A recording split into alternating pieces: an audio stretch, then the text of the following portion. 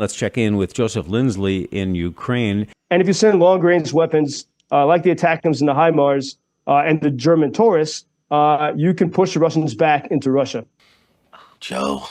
Little fucking Joe Lindsley. Joe Lindsley is quickly becoming an American treasure in broadcasting. Welcome to Ukraine Bank. Joe, I imagine weekends, weekdays, it's all the same when you're there in Ukraine where you are. What's happening today? Bob, hello from Kyiv. In many ways, yeah, the days do. It's hard to know what a weekend is versus a weekday. Although I would say now that it's March 4th, for Ukrainians, spring really begins with the 1st of March. And, if my two headlines from Ukraine, that I would want Americans to understand today would be, one, Russia's winter offensive has failed. And two, illegal immigrants murder Odessa Christians. I'll explain both of those. The first on the Russian winter offensive. I mean, here it is. That you can noticeably feel spring in the air here in Kyiv, and this, all winter, and even going back into the last summer, many headlines and experts were warning that it was going to be a terrible, atrocious winter for Ukrainians, that Russia was going to freeze them out worse than they did last winter. And, as I was just taking an elevator, and I recalled how scary it was to take an elevator in Kyiv a year ago. And almost every elevator in this city and cities around the country had a care package with some books and some snacks and water, because inevitably people would get stuck for an hour or two due to the power outages caused by Russia's infrastructure attacks. None of that happened this winter, and you can feel that here today. It's March 4th, and Russia's winter offensive has failed. They didn't even seem to try to attack Ukrainian infrastructure. Perhaps they realized that despite that brutal winter last year, it did not change Ukrainian resolve one bit. And so this should be a major success. It is a major success story, and it should be a major headline. The Ukrainian word for February is lute, which means ferocious. And in the minds of many Ukrainians, this is still the full-scale invasion began in February. It's always February. But I would say that there's a feeling that when people talk about this, people smile and they say, wow, this was, this winter was not bad. And this is a sign of Ukrainian strength. On the other side, there's always a flip side. It was a very brutal weekend in certain parts of Ukraine, especially in the city of Odessa. That's my second headline. Illegal immigrants murder Odessa Christians. Those illegal immigrants are illegal Russian invaders armed with ballistic missiles and Iranian drones, and they attacked an apartment building, among other places in Odessa, and several children were killed. A 4-month-old Timothy, who died died along with her mother, 3-year-old Mark, 8-month-old Liza, 9-year-old Serhiy, and 8-year-old Zlata were all killed in addition to many adults, during Russia's attack on Odessa Friday night, in which they used the suicide drones supplied by Iran.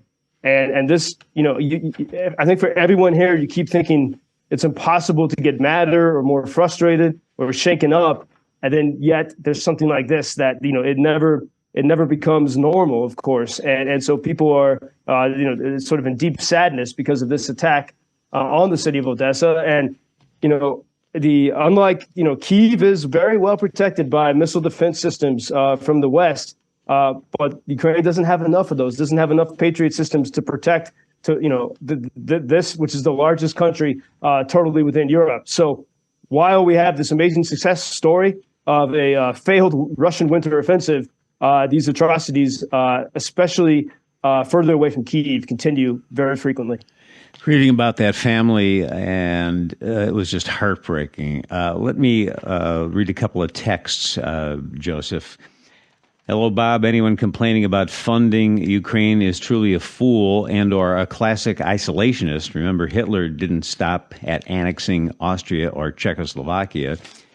And then we do hear from people who have this opinion: no more money for Ukraine. Let's fix our border and take care of the USA. Europe needs to step up. It's crazy.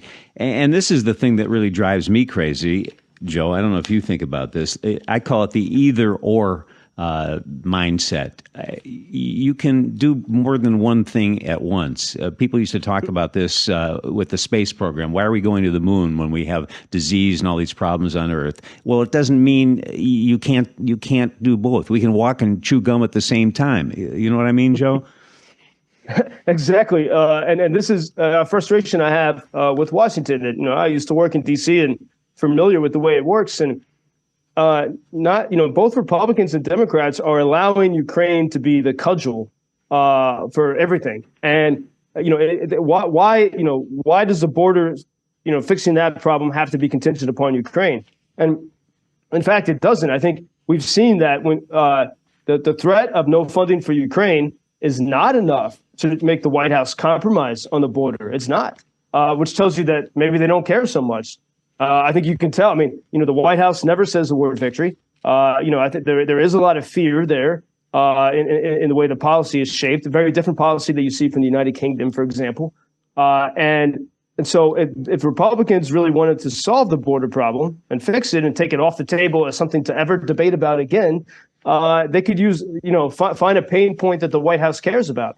And we forget this, but the U.S. House has the power of the purse, according to the Constitution. So no money goes anywhere without the House's permission. They don't really use this power, perhaps because it would give them, more responsibility. But if they really wanted to solve the border problem, the House Appropriations Committee could actually say, we're giving no more money to the White House. No more money, no coffee or whatever. Just cut it off. They could actually do that. They have every bit of power. Instead, they prefer to use Ukraine. Or, and there's like a million issues in between that they could also use, a million different programs. But they prefer to use Ukraine as the cudgel.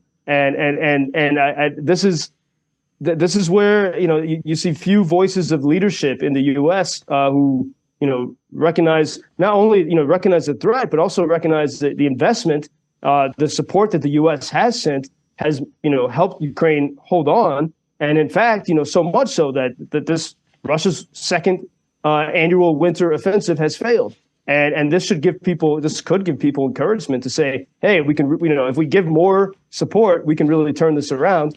Meanwhile, as we speak, in a place that's still very cold in Scandinavia, NATO is having major exercises. Some 20,000 soldiers, NATO soldiers, are because Finland has a massive border with Russia, and so there's lots of preparing happening in case things get worse and this fight spreads to other countries.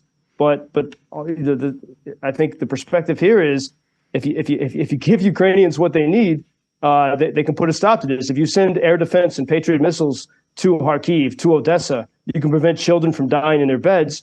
And if you send long-range weapons like the ATACMS and the HIMARS and the German Taurus, you can push the Russians back into Russia. So that's kind of that's where the situation is. As always, a mix of hopeful news and also discouraging. I think you and I need a trip to Washington, D.C., Joe. Talk to some people over there. But until then, we press on here. I would, if we set that up, I would leave Ukraine for a few days in order to do that. Yeah, I'm sure you would. Anything for the cause. Until tomorrow, thank you, Joseph. Thank you for introducing Ukraine on your social media pages. That's very important that much more people can get more information about the situation here and how everybody can help Ukraine to stay stronger and to save all the world. Що він сказав? Well, which side are you on? На чиїй ти стороні? Come on now. Oh, which side are you on? На чиїй ти стороні?